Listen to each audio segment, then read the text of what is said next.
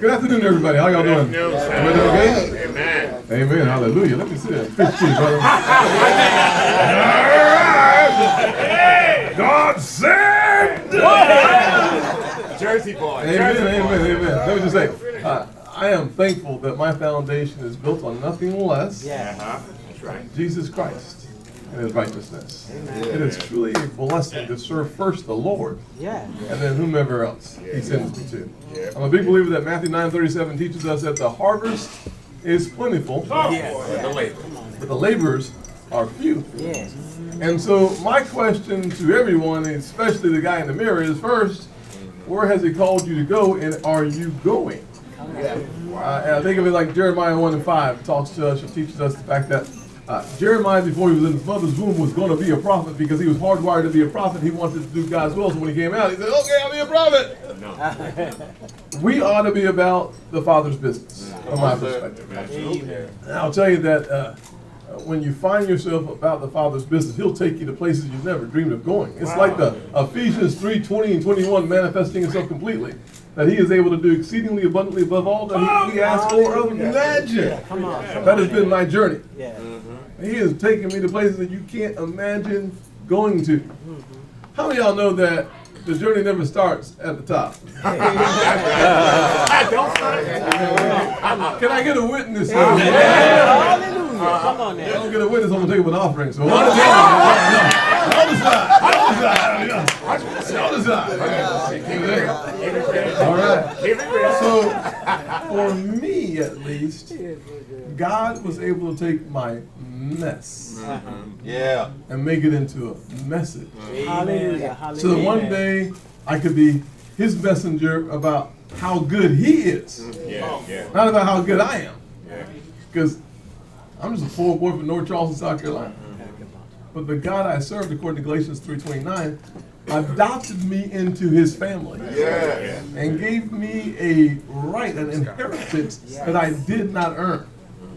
And that's part of the privilege of knowing who you are. I know I'm not all that. I'm not confused when I wake up in the morning. Other than the grace of God, I cannot stand here before you today.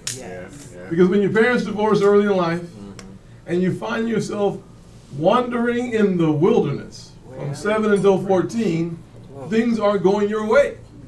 Okay. That's right. Does that make sense? Yeah. And when you flunk out of high school, you typically don't end up in the United States Senate. It's a rare experience. Let me put it that way. I look at the bios of all my friends in the Senate. It does not look like mine. I know So that's right. when you're a freshman in high school and you fail world geography, you become the first senator in the history of the country. Wow. First in the history of the country to fail civics, the study of politics. That just tells you God has a sense of humor. Come on. Amen. And then Say so. you go ahead and complete the failing process by failing Spanish and English. Lord have mercy. When you fail Spanish and English, no one calls you bilingual. They all call you by ignorant. Can I get a witness in here? My English, you can't speak in any language. That's where I found my unhappy self. Destitute, challenged, lost, couldn't see a way. Couldn't see a way. Two major blessings. One was the power of a praying grandmama and mama. Come on. Anybody know the 2 Timothy 1? Eunice and Lois? I had Lowita and Francis. Come on now. Come on. Praying me through. Yes. Come on. Now, how many of y'all believe in prayer? Oh, yeah. Without it, forget it. Only by half the people in here pray. Look, this is we want to pray for everybody. Yeah, come on, bro. We'll let you pray when we get done, We okay? got it. My mama prayed and prayed and prayed, and my grandmother prayed and prayed and prayed. Sometimes your children, TW, need something more than prayer, it appears. Come on. My mama believed that I needed something called a switch. I know that's right. Come on.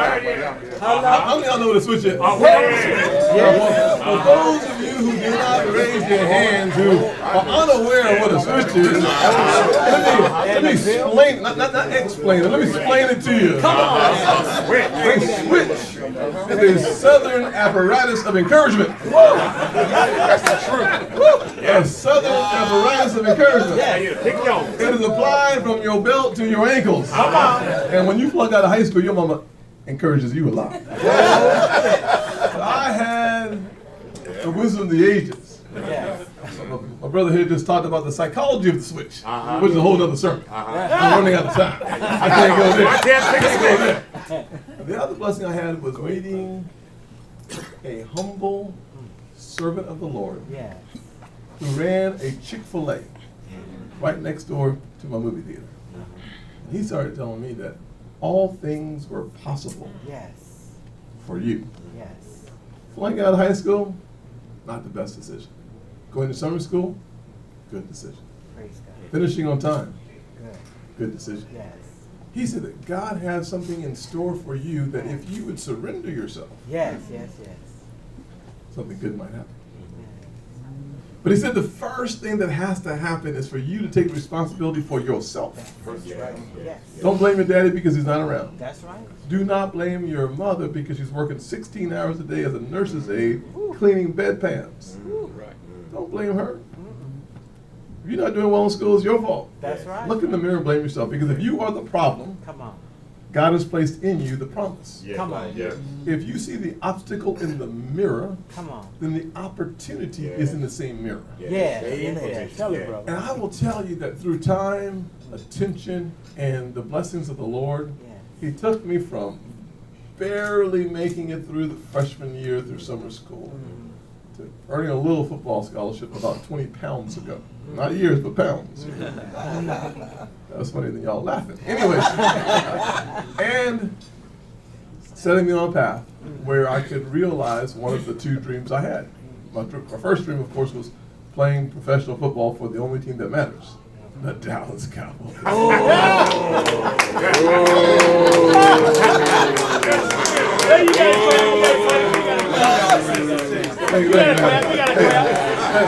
Let me just see the hands of the Cowboys fans.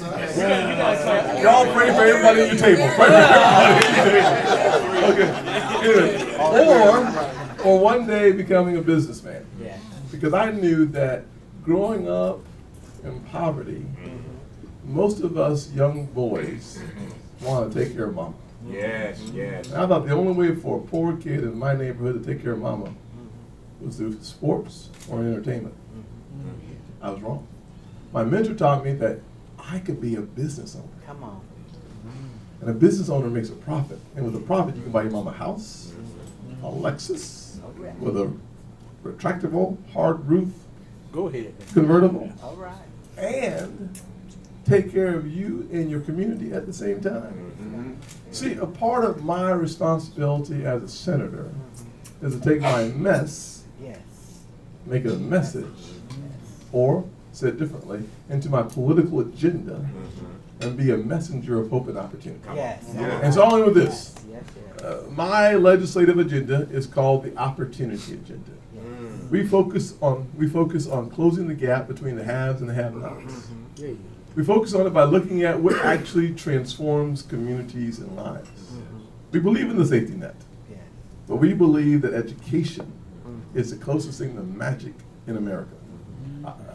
I went to Israel 3 or 4 weeks ago and had a chance to talk with the Ethiopian Jews who made the journey. Thank God for the Mossad, the secret police of Israel, and other folks who found these Jews living in Ethiopia. And these folks made a 9-week walk from Ethiopia to Sudan to then be in a refugee camp, basically, for 6 to 9 months, to then see the bird with metal descend down to earth and take them to a new place called Jerusalem. And to hear their story of faith, but how they heard from generation to generation to generation. Yeah. That one day they would be in a Jerusalem. Hallelujah. And to see their growth and the transformation that's happened to those now 130,000 Ethiopians live in their homeland of Israel. Yeah. It's an amazing story. Out of that experience, pain and suffering and challenges, was birthed a whole new part of the Jewish family. My agenda is to birth in the American family Yes. real opportunities where many people have seen none. Yes. God bless you. All right. Thank you, my brother. Thank you so much.